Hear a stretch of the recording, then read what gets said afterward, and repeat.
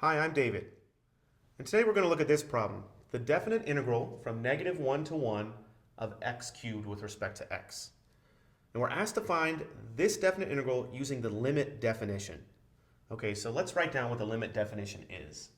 This says that this definite integral is equal to the limit as n approaches infinity of the sum from I equals 1 to n of f of c sub I times delta x. And we use that definition when delta x is the same. In other words, this is like those Riemann sums we were doing before, but delta x is the width of the rectangle and f of c sub I, that's the height of the rectangle. Okay, let's just sketch a picture of what x cubed looks like from -1 to 1 real fast. The picture looks something like this. From 1 to -1. Okay, what we really need to do though here is we really need to split up the interval from -1 to 1 into n different pieces of equal width. So let me just draw a bigger picture of the interval from -1 to 1. Okay, there it is. Now the length of this interval is 2, so if I'm going to split this up into n equal pieces, then each of the widths, delta x, should be 2 over n. The total length of the interval 2 split up into n pieces is 2 over n. So let's start putting some of the endpoints of my intervals on here. How about c1? If I'm going to go one click over from -1, then I've got -1 plus my width. So this is -1 plus 2 over n. Well, what if I wanted to go 2 clicks over? My second one, c sub 2. Well, it's -1 plus 2 of these clicks, 2 of these units of my width. So 2 times 2 over n, or 4 over n. Well, what if I wanted to go I units over to c sub I? Well, this will be -1 plus I times 2 over n. And that'll be my c sub I. And that's an important one. Sometimes that's kind of tricky to figure out. If we follow this pattern along, are we sure that we end at 1? Well, let's see what happens when I plug in n.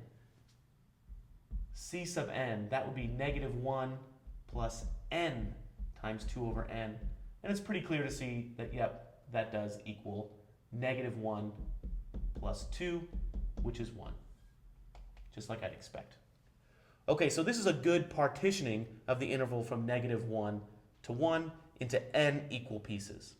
And we've got the two kind of important pieces of information we need. We've got c sub I equals -1 plus I times 2 over n, and we've got delta x equals 2 over n. Okay, so now all we need to do is plug into this formula right here, this limit definition, and then solve. So let's see what we get. This, according to our definition, equals the limit as n approaches infinity of the sum from I equals 1 to n. Well, let's see, f of c sub I, that's going to be f of c sub I, we said, was -1 plus 2i over n. I'm just kind of simplifying this. I times 2 over n is the same as 2i over n. Times delta x, which is 2 over n. Now there are a couple things I can do in the next step. In sigma notation, I is the thing that's changing, n is a constant. So this right here is a constant. If I like, I can bring this outside of the sigma notation. Also, I should probably simplify what this f of -1 plus 2i over n is. So rewriting, I have the limit as n approaches infinity, and I'll bring this 2 over n out in front, times the sum from I equals 1 to n of, well, the function f is x cubed. So this is really -1 plus 2i over n cubed. Okay, so if I can solve this, then I've got it. Well, I've got to kind of go in 2 steps. First of all, I've got to simplify this sigma notation right here. I've got to be able to write this in a way that I can use some of the formulas that I know. And then after I'm finished with that, I've got to find the limit. Well, the first kind of step in this is to expand this out, this -1 plus 2i over n cubed. So let me go ahead and do that real fast. Okay, so I didn't want to spend all the time cubing this thing out, but I did that work off board, and this is the result. -1 plus 6i over n minus 12i squared over n squared plus 8i cubed over n cubed. Okay, now I've got all this in sigma notation. A couple of things we need to recognize. First of all, I've got formulas for things like the sum from I equals 1 to n of I, or I squared, or I cubed, or even a constant. I have formulas for all four of those, and I'm going to need them. Also, 6 over n, 12 over n squared, and 8 over n cubed, those are constants. So those are just going to come along. So let's see what we get when we simplify this one step further. This equals the limit as n approaches infinity. I'll keep this 2 over n right here. And I'll keep this big bracket. Let's see, if I have a constant times, or a constant inside this sigma notation, it's that constant, -1, times n. Okay? Plus, this 6 over n is a constant. Now the sum from I equals 1 to n of I, the formula for that is n times n plus 1 all over 2. Minus, this 12 over n squared is a constant. And the formula for the sum from I equals 1 to n of I squared is n times n plus 1 times 2n plus 1 all over 6. Okay, and the last one, this 8 over n cubed is a constant. And the formula for the sum from I equals 1 to n of I cubed is this, n squared times n plus 1 squared all over 4. Okay, so that expansion is pretty big, and it uses all four of these formulas that we use when we're doing sigma notation. Okay, the last step of this problem is to try to find this limit right here as n approaches infinity. So what we're going to do is I'm going to rewrite this one more time, but I'm going to bring this 2 over n inside this bracket. I'm going to multiply 2 over n by everything here. And let's see what we get. This is the limit as n approaches infinity. Let's keep this bracket here. -1n times 2 over n is -2n over n. Plus, let's simplify a little bit here. I can cancel out this 2 and this 6, and I'll be left with a 3. I'll go ahead and leave the n's alone. I could simplify the n's, but I don't need to. And if I bring this 2 over n inside, 2 times 3 is 6. And then I still have the n and the n plus 1. And the denominator, I've got the n times n, which is an n squared. Minus. Again, I can simplify a little bit. I'll simplify this 6 and the 12, and I'll be left with a 2 on the numerator. I could cancel out one of these ends on the top with one of the ends on the bottom, but I don't need to, and I'll show you why in a moment. So if I bring this 2 over n all the way and multiply it by this, 2 times 2 is 4 in the numerator, times n plus 1 times 2n plus 1, all over in the denominator I've got the n times n squared, that's n cubed. Plus, again, I can simplify a little bit before I go on. The 4 and the 8 cancel out to leave a 2 in the numerator. If I bring this 2 over n all the way over here, in the numerator I've got 2 times 2, which is 4, times n squared, times n plus 1 quantity squared, all over. In the denominator I have n times n cubed, that's n to the 4th. Okay, if I can solve this limit, then I've got the definite integral from -1 to 1 of x cubed. So let's see what we can get here. The first one, well, these n's actually cancel out. So no matter what's going on with n, this one is going to -2. Okay, plus, Let's look at this next one right here.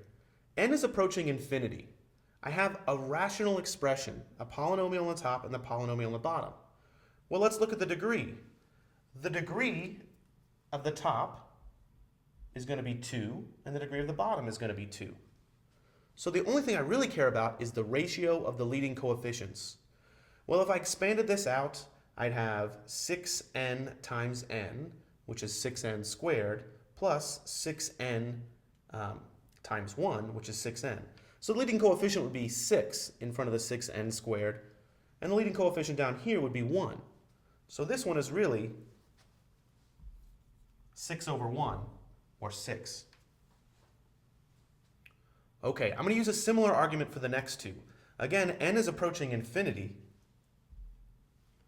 So since I have a rational expression, I really just need to look at what's the degree of the numerator and the denominator, and then what are their leading coefficients. For this one, I'm going to have an n times a 2n. That's going to be an n cubed, and I have an n cubed in the denominator. So the degree on the top and the bottom are the same. So again, I care about their leading coefficients. Well, no matter what this polynomial looks like on the numerator, its first term, its leading term, is going to be 4n times 2n, or 8n cubed. So the leading coefficient there is going to be 8. The leading coefficient on the denominator is going to be 1. So this goes to 8 over 1, which is 8. Finally, the last one, as n approaches infinity, the degree on the numerator is 4, because I'm going to have n squared times n squared plus something. The degree on the denominator is 4. So I, again, only care about the ratio of those leading coefficients. The leading term is going to be 4 times n squared, or 4n to the 4th, plus something else that I'm not worried about, because n is approaching infinity. The degree on the denominator is 4, and with leading coefficient 1. So this is going to go to 4 over 1, or 4. Okay, combining all of those together, -2 plus 6 minus 8 plus 4. Well, the negative terms, -2 and -8, give me -10. The positive terms, 6 and 4, give me +10. So -10 plus +10 is 0. So my final answer to this whole thing is 0. Okay, we did a lot of work there. It took a long time to kind of separate this interval into n equal portions, and it took a long time to simplify this limit definition, plug into the sigma notation, use my formulas, and then find the limit. And then my answer is actually 0. Does this make sense? Well, let's look at the picture here. When I'm asked to find the definite integral from -1 to 1, I'm really asked to find the area under the curve from 0 to 1. Maybe I'll call this area A1, and the area under the curve from -1 to 0, maybe I'll call this area A2. Well, when I find the definite integral, areas above the x-axis add to my positive component, and areas below the x-axis contribute negatively. It's kind of like a negative area. So I've got this positive contribution and this negative contribution, and since x cubed is an odd function, the positive contribution and the negative contribution are the same, just the sign is different. So they cancel each other out. So I would expect this definite integral to be exactly 0. Thanks for watching.